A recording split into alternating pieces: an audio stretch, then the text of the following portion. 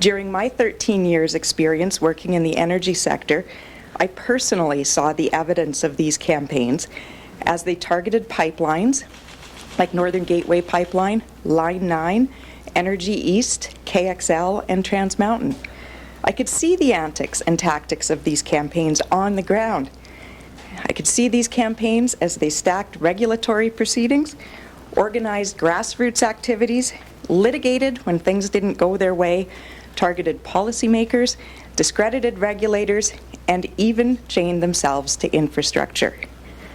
What the Public Inquiry Report does is to document with a significant level of detail who was involved and what their motives were. The organizations involved in these campaigns celebrated their successes as each pipeline project was delayed or cancelled. While they boasted, Albertans were hurt. People lost their jobs, businesses went under, families were hurt, government revenues from royalties were impacted.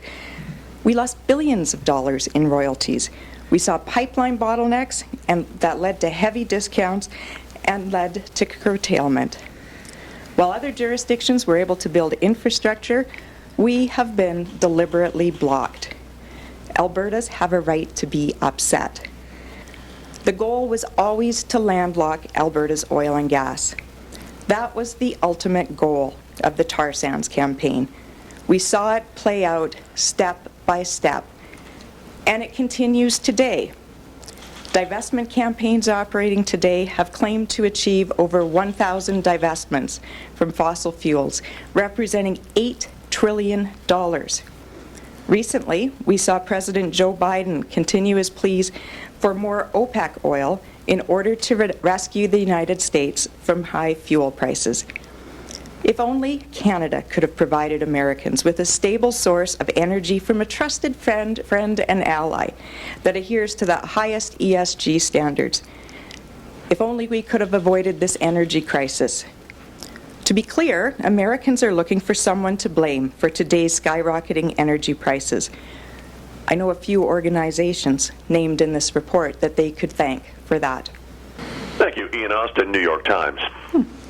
The $925 million, I'm a little puzzled. You talk about transparency a lot, but it looks like the inquiry came up with that number by doing something that any Canadian or anyone in the world can do, going to the Canada Revenue Agency charity site and adding up the numbers. So what exactly more transparency do you want? I mean, we know these groups appear at regulatory hearings, for example. Did you want, like, some law that they have to report specific Alberta things?